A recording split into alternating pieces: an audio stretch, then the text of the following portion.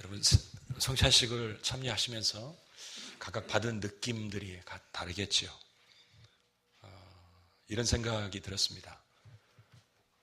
네가 한 것이 있느냐? 네가 한 것이 있느냐? 내가 다 했다. 네가 한 것은 받은 것뿐이다.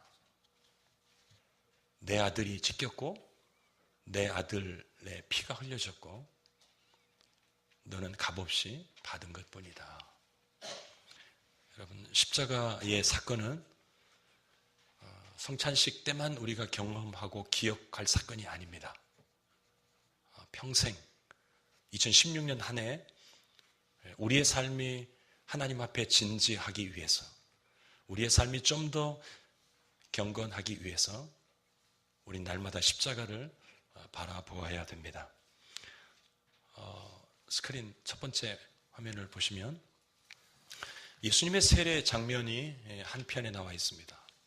그리고 다른 편에는 예수님의 십자가에서의 죽으심의 모습입니다.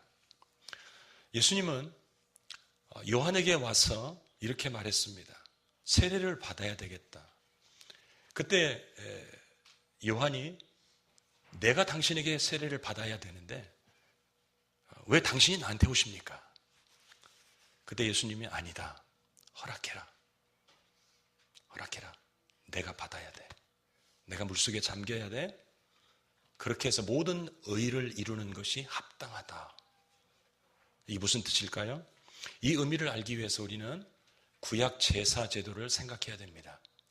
제사자가 죄 용서를 받기 위해서 흠 없는 양이나 염소를 끌고 옵니다. 그리고 흠 없는 짐승의 머리에 손을 얹고 자기의 죄를 자복하면 그 죄가 죄 없는 짐승에게로 넘어가고, 죄를 넘겨받은 짐승은 죽임을 당해서 이 제사자의 죄가 해결이 됩니다.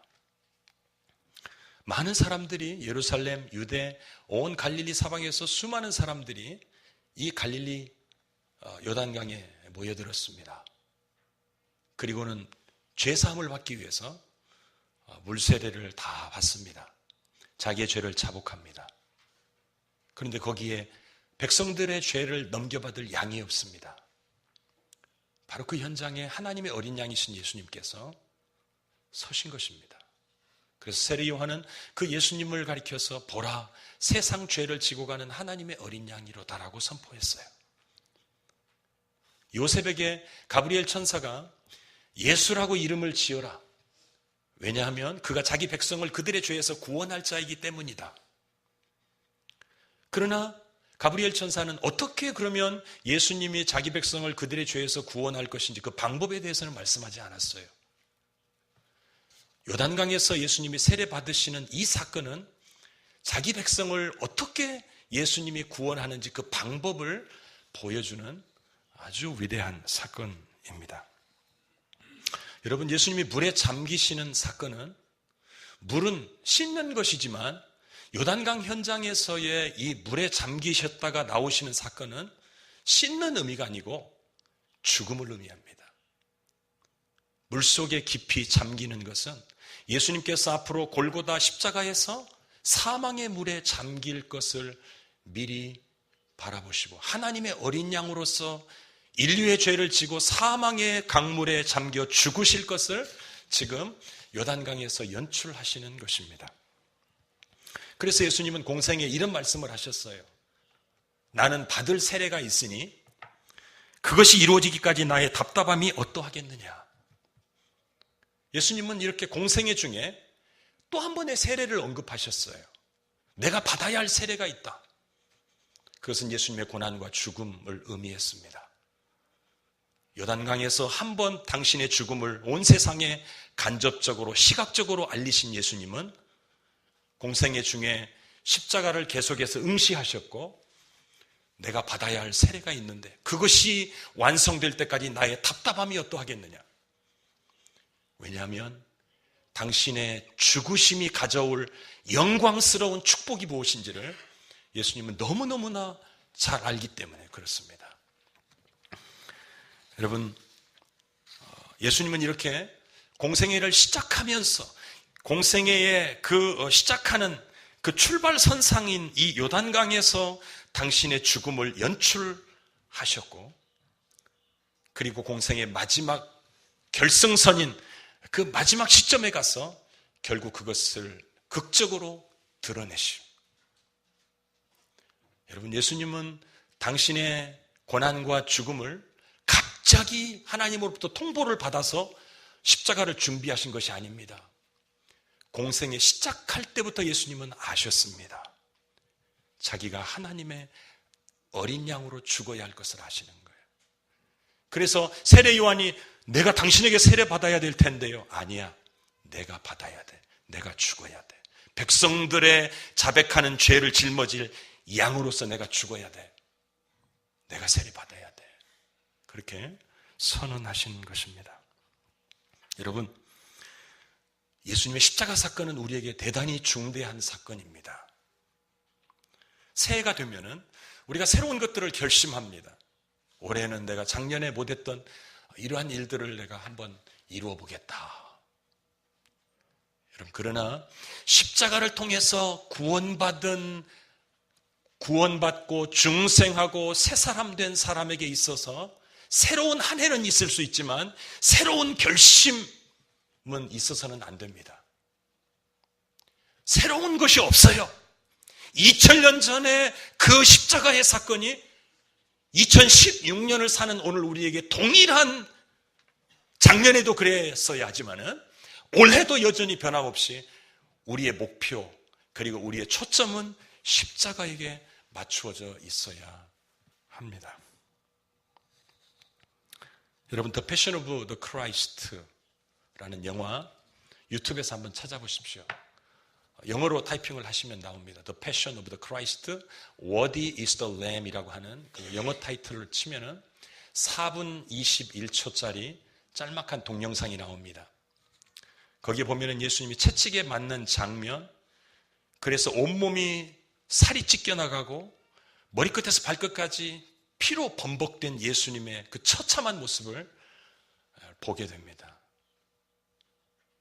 여러분이 주무실 때 그 동영상을 한번 보십시오. 5분을 투자해 보십시오. 잠자리에서 일어나셨을 때 하루를 여러분의 눈 속에다가 무엇을 넣으시겠습니까? 여러분의 심장 속에다가 어떤 영상을 넣기를 원하십니까? 그분이 나를 위해서 피 흘리시고 살을 찢기셔서 내가 죄에 대해서 죽고 하나님을 향해서 산 자가 되었다라고 하는 이 사건은 적어도 하루에 2번은 우리의 심장 속에서 다시 확인되어져야 됩니다. 여러분이 그런 영상을 통해서 하루의 문을 열고 나면 여러분의 하루의 그 수많은 프리타임, 수많은 그 시간, 여유 있는 시간 속에서 여러분이 TV 연속극, 무슨 영화, 여러분의 눈을 즐겁게 하는 것들에 대한 맛이 떨어질 것입니다. 그러나 여러분들이 그러한 것들에 많은 시간을 빼앗기고 있다면 여러분은 The Passion of the Christ, 그리스도의 그 고난의 장면에 대한 맛이 떨어질 것입니다. 관심이 없어요. 여러분의 영적인 입맛을, 여러분의 영혼의 입맛을 십자가로 먼저 경험케 하십시오. 그러면 세상적인 육신의 정욕, 안목의 정욕, 이생의 자랑에 대해서 미련이 없어질 것입니다. 오늘 여기 본문에 예수님께서 그 2번째 사진을 올려주십시오. 예수님께서 물에 잠기시고 그리고 물에서 나오셨어요. 그것은 예수님의 십자가에서의 죽으심과 부활을 의미해요. 예수님의 죽음과 부활이 우리에게 가져온 축복을 우리는 본문에서 3가지를 보게 됩니다. 첫 번째는 하늘이 열렸습니다.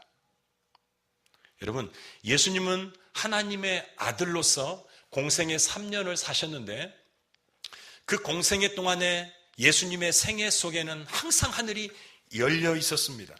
열린 하늘 아래서 예수님은 사셨습니다. 그래서 예수님은 사람들에게 권세 있는 교훈을 말씀하셨는데 그것은 예수님에게서 나온 것이 아니었습니다.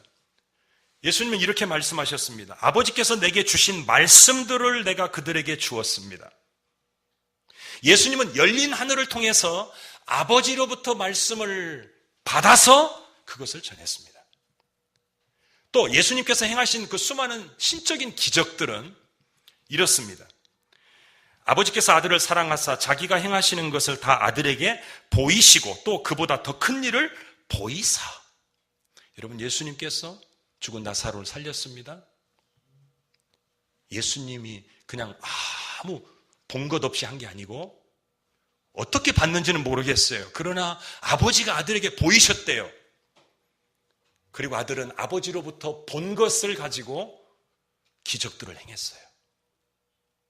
예수님의 생애는 열린 하늘 아래서 사는 인생이었습니다. 여러분, 스데반은 역시 열린 하늘 아래서 살았어요. 그는 돌에 맞아서 갑작스럽게 생을 마감했어요. 죽을 때 하늘문이 열렸다라고 선포했어요.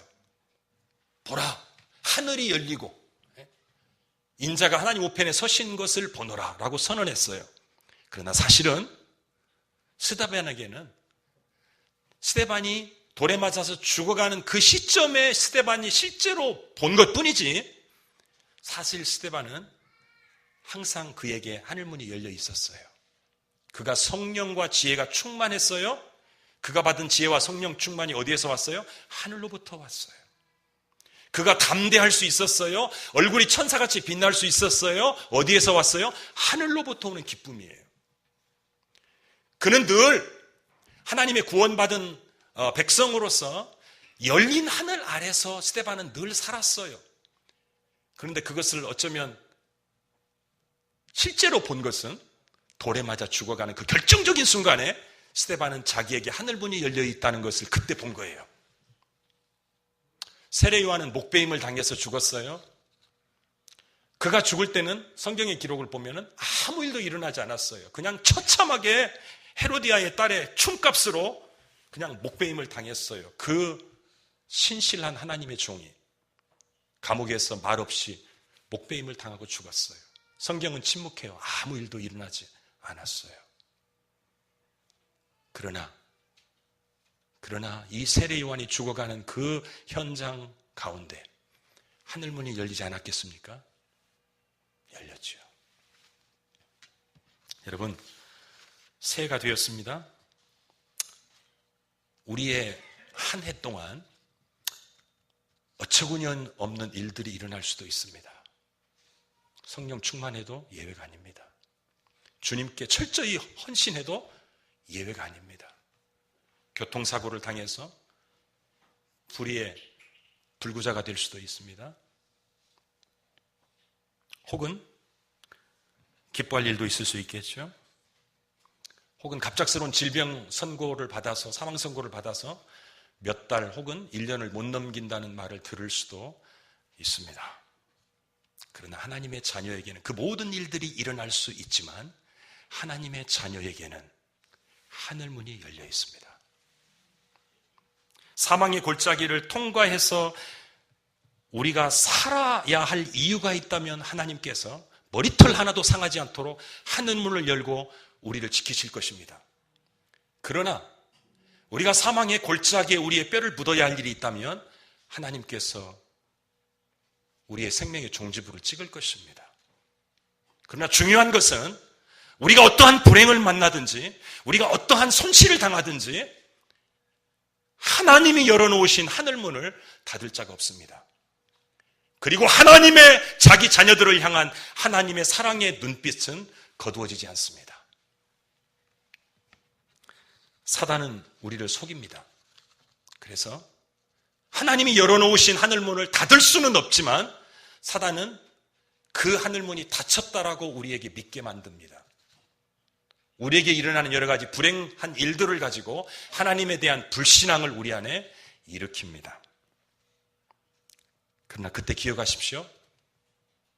예수님께서 십자가에서 운명하셨을 때 성전 휘장이 위로부터 아래까지 찢어졌어요. 그것은 하나님이 하신 일입니다. 그것은 하늘문이 열렸다는 것을, 그 영적인 사건을 하나님이 가시적으로 볼 수 있도록 온 세상에 선포하신 것입니다. 내가 문을 열었다. 내가 문을 열었다. 하늘문이 닫힌 것 같고 하나님께서 등을 돌리신 것 같은 느낌이 들 때마다 찢어진 회장을 기억하십시오. 하나님은 그의 자녀들에게 신실하십니다. 예수님께서 베스다 광야에서 수많은 사람들이 하루가 지나고 이틀이 지나고 3일이 지나요. 먹을 게 없습니다. 사람들이 음식을 어쩌면 찾았겠죠? 광야에서 음식을 구할 길이 없습니다. 한 아이의 음식이 예수님의 손에 넘겨졌습니다. 그때 예수님이 하신 일은 하늘을 우러러 축사하시고, 닫혀있는 하늘을 우러렀겠습니까? 예수님은 아셨어요. 고개를 들어 하늘을 보면 아버지의 얼굴이 보이는 것을 아셨어요. 하늘을 우러러, 열린 하늘을 예수님은 아셨어요. 뿐만 아니라 예수님은 나사로의 무덤 앞에 섰어요. 나사로가 무덤에 묻힌 지 나흘이나 지났어요. 썩어 냄새가 나요. 둘러선 조문객들과 유족들이 다 울면서 그 슬픔 가운데 잠겨 있을 때에 어떻게 하셨습니까? 예수께서 눈을 들어 우러러 보시고 이르시되 아버지요, 아버지요. 그리고 예수님이 나사로야 나오라 하니까 나왔어요. 예수님은 열린 하늘 아래서 사셨습니다. 여러분, 한 해를 살아가시면서 여러분이 정말 예수님과 함께 십자가에 죽었고 그리고 그의 부활 가운데서 여러분이 새 생명을 얻은 것이 분명하다면 첫 번째 기억하십시오. 여러분의 인생에 육안으로 확인 안 되는 하나님의 나라의 문이 열려 있다는 사실을 기억하십시오. 그리고 그 하나님의 얼굴빛이 여러분을 향하고 있음을 기억하십시오. 두 번째, 하나님의 성령이 비둘기같이 예수님 위에 임하셨습니다. 예수님께서 사람들을 감동시키는 그런 메시지를 전하셨어요. 사람들의 마음을 움직일 수 있었던 그 비결이 어디에 있었습니까? 이것입니다. 요한복음 3장에 보면은 하나님의 보내신 이는 하나님의 말씀을 하나니 이는 하나님이 성령을 한량없이 주심이니라. 요단강에서 예수님 위에 임하셨던 성령님은 예수님의 말씀을 증거할 때마다 진리의 영으로 예수님의 입술과 예수님의 심장을 주장했어요. 그래서 듣는 자들이 귀로만 듣지 않고 가슴으로 그 말씀을 듣도록 역사하셨어요. 예수님의 공생에는 하나님의 성령이 요단강에서 한 번 임한 그 성령이 계속적으로 예수님의 사역과 삶 가운데 동행했어요. 여러분, 예수님과 함께 죽고 예수님과 함께 살았어요. 그게 성도예요. 그 성도에게 하나님이 주신 가장 위대한 선물은 이것이에요. 성령의 부어주심이에요. 성령의 부어주심이에요. 디도서 3장에 보면은 하나님께서 예수 그리스도로 말미암아 그의 성령을 부어주셨다라고 말해요. 여러분, 우리가 이것을 알아야 됩니다. 고린도전서에서 바울이 이렇게 말해요. 하나님 말씀을 내가 너희에게 전능한 하나님이 되겠다. 내가 너희에게 아버지가 되겠다. 여러분, 주님께서 먼저 선언하셔요. 당신의 피로 값주고 구속하신, 값주고 산 당신의 자녀들을 향해서 내가 너희에게 아버지가 되겠다. 내가 너희에게 전능한 하나님이 되겠다. 그럼 됐잖아요. 그걸 달리 표현하면 내가 성령의 충만함으로 네 가운데 살겠다, 그거예요. 여러분, 기억하십시다. 하나님은 우리 안에 성령을 찔끔찔끔 주시는 분이 아니에요. 우리를 구원하실 때 하나님은 성령을 충만한 상태로 주셨어요. 근데 왜 우리가 불덩이가 아니고 왜 숯덩이로 살지요? 그 뜨거운 불덩이를 숯덩이로 만든 장본인이 우리 자신이에요. 우리는 불을 일으켜야 할 사람이 아니고 이미 불은 있어요. 성령 그분은 이미 불이에요. 근데 그 불이 우리 안에 불로 경험되지 않는 것은 그 불을 끊임없이 꺼버리니까 그래요. 그래서 성경은 이렇게 말해요. 하나님의 이 성령, 내가 너에게 하나님이 되겠다, 내가 너에게 아버지가 되겠다라고 말씀하시면서 고린도 후서에서 바울이 하는 말이 뭐냐면, 그러므로 너희가 모든 더러운 것에서 벗어나야 된다. 하나님이 하나님 되시겠다, 하나님이 전능한 하나님으로 내가 네 가운데 살겠다라고 하시면서 우리한테 요구하는 것은 하나밖에 없어요. 사실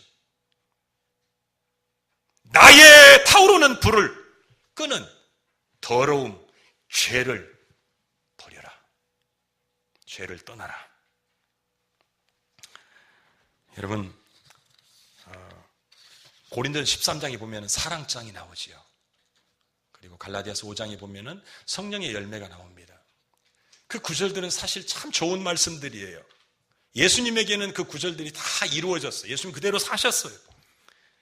그 구절들이 우리한테 들려올 때는 부담이 돼요. 왜? 그대로 못 살잖아요. 오래 참습니까? 분노하기 바쁘지요? 용서합니까? 마음에 꽁한 것 용서 못하고 가슴에 피 묻은 칼을 품고 살지요? 고린도서 13장, 갈라디아서 5장 말씀과는 정반대로 사는 것이 우리의 모습이에요. 그래서 우리가 숫덩이로 살 수밖에 없는 거예요. 여러분, 기억하십시다. 배나무 묘목이 하나 있어요. 보잘것없어요. 배, 아주 먹음직스러운 배 상자, 열상자가 여기에 쌓여 있어요. 선택하라면 여러분 뭘 선택하시겠습니까?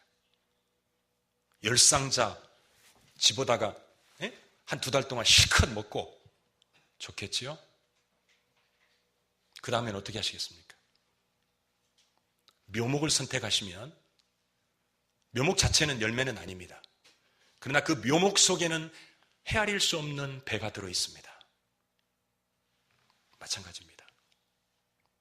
우리 안에 불러오신 성령님, 우리 안에 아버지가 되시겠다고 하신 그 하나님, 그 하나님은 묘목처럼 우리에게 여겨질 수 있어요.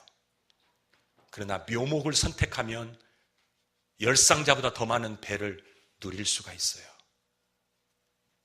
하나님을 붙드세요.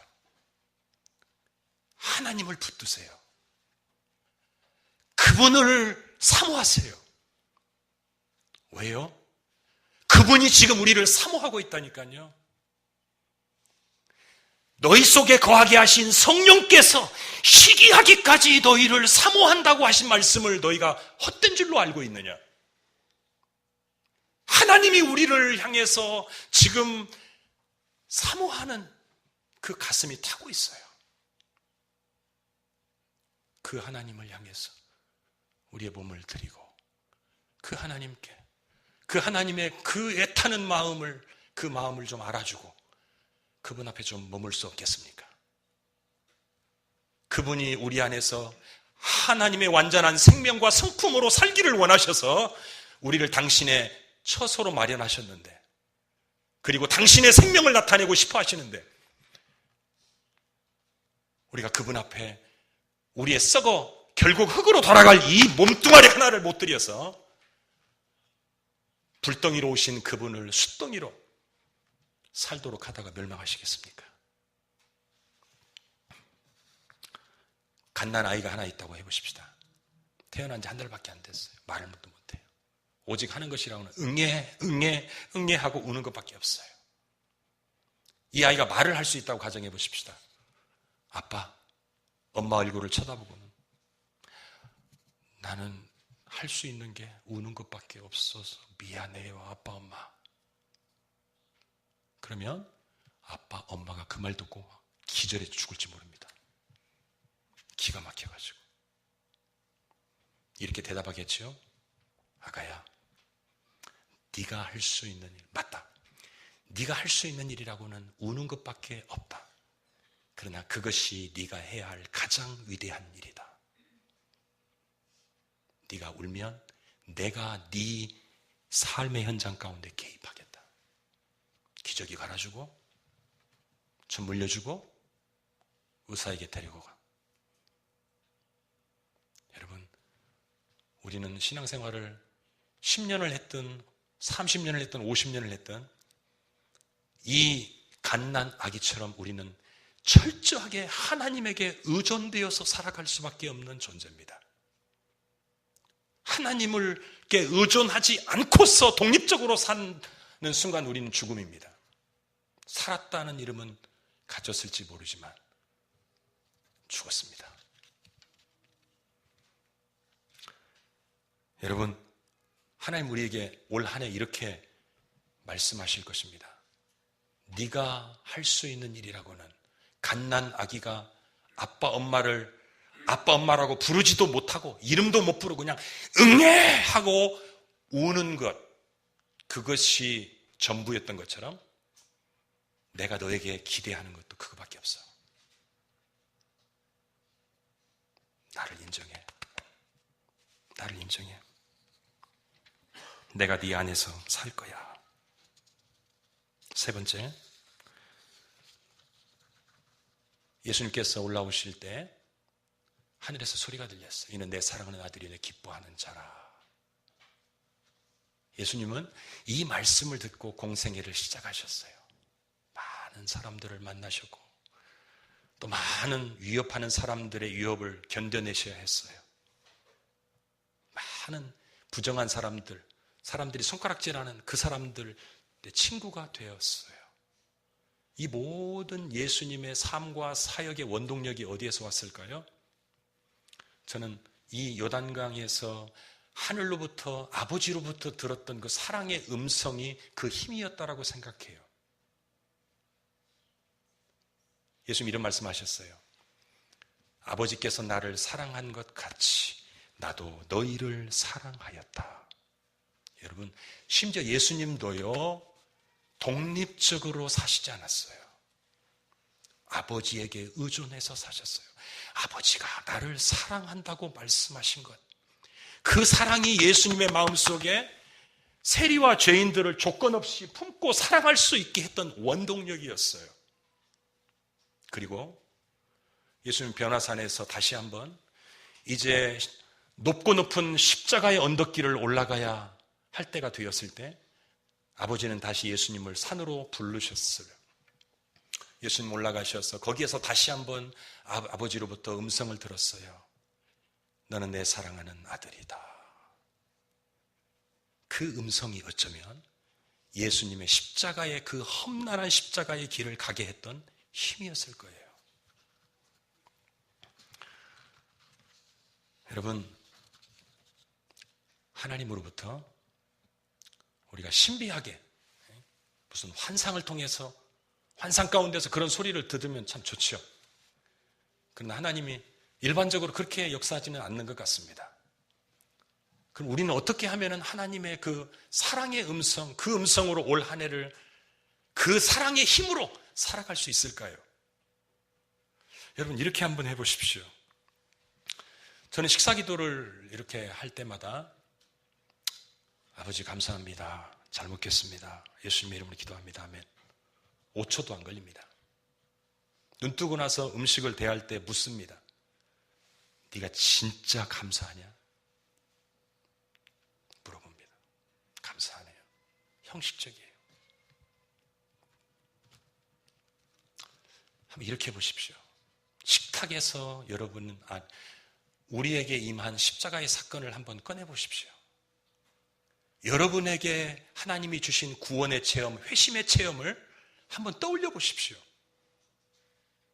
하나님, 생각해보니까 내가 주님 만났을 때, 생각해보니까 내가 성령을 체험했을 때, 생각해보니까 내가 주님 앞에서 인생의 전환이 일어났을 때, 그때를 생각하니까 정말 나는 감사할 수밖에 없습니다. 여러분, 그 소중한 사건, 우리의 마음을, 우리의 무딘 마음을 그나마 흔들어 깨울 수 있는 그 극적인 사건을 여러분 식탁에서 끌어내면 안 됩니까? 우리를 감격하게 했던 그 사건을 다시 한번 식탁에서 좀 생각해 보면 안 됩니까? 그 벽장 깊은 곳에 숨겨놓고 있는 1년에 한 번 볼까 말까 한 집문서 꺼내보는 것처럼 내가 구원받은 그 영광스러운 사건을 1년에 한 번이나 머릿속에 진지하게 떠올려 보겠습니까? 그렇다면 얼마나 손해입니까? 얼마나 손해예요. 네?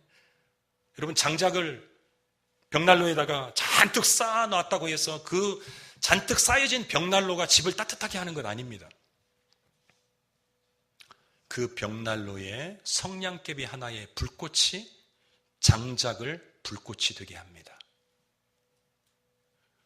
우리의 메마른 심령, 우리의 타올라야 할 이 심령 속에 불꽃 같은 것이 뭐냐면 그분이 우리에게 베푸신 그 구원의 은혜와 사랑을 우리가 다시 떠올리고 우리의 입술로 고백하고 고백하면서 듣고 들으면서 감격하고.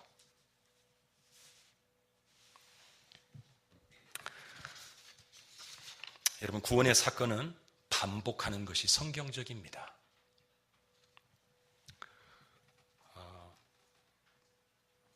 새해가 되었는데요, 우리 교회가 재정적으로 어렵다는 그런 이야기를 이제 들었습니다. 이것은 아마 우리 교회만의 문제는 아니라고 생각합니다.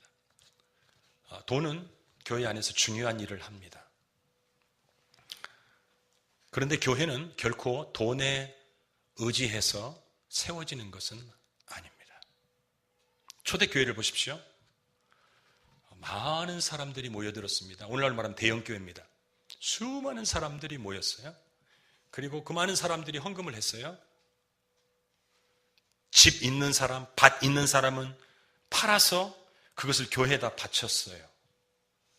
오늘날로 말하면 참 무모한 헌신이지요. 그러나 그것이 보편적이었어요. 어떻게 그들이 그렇게 무모한 헌금 생활을 할 수 있었습니까? 힘에 지나도록, 극한 가난 속에서도 힘에 지나도록 자기의 미래를, 자기의 가정의 장래를, 내년과 이후를 돌아보지 않고 헌금할 수 있었을까요? 성경에 뭐 이렇게 되어 있습니다. 사도들이 큰 권능으로 주 예수의 부활을 증거하니 무리가 큰 은혜를 받아서 밭과 집 있는 자는 팔아서 바쳤다라고 되어 있습니다. 여러분, 하나님의 교회는 돈 때문에 걱정할 이유가 없습니다. 돈에 의해서 교회가 움직여지는 것 아닙니다. 다만 교회 안에 하나님의 부활의 복음, 하나님의 십자가의 복음이 권능으로 증거되면 헌금의 변화가 일어납니다. 여러분, 십자가의 이 은혜가 우리의 심령 가운데에 현재적으로 실제적으로 경험되지 않으면 헌금을 머리로 합니다. 그러나 십자가의 은혜가 내 심령 속에 전인격적으로 날마다 새롭게 경험되면 머리로 헌금 안 합니다. 머리로 헌금의 액수를 결정하지 않습니다. 감동으로 합니다. 교회가 되는 거예요. 날마다 목사님들은 십자가의 복음을 전할 뿐이에요. 여러분들이 교회가 어렵다고 해서 내가 장로님이니까, 내가 권사님이니까 내가 얼마 정도는 해야지, 그렇게 하지 마십시오. 그렇게 하니까 시험 드는 거예요, 나중에. 왜? 내 직분 때문에 생각하고 이만큼 했는데 내가 교회에서 그만큼 대우받지 못하면 실망하는 거예요. 그러나 하나님의 은혜가 내 마음속에 와서 내가 헌금했으면요, 뒤돌아보지 않습니다. 말씀을 맺습니다. 한 해를 살면서 여러분, 너무 좋은 것만을 기대하지 마십시오.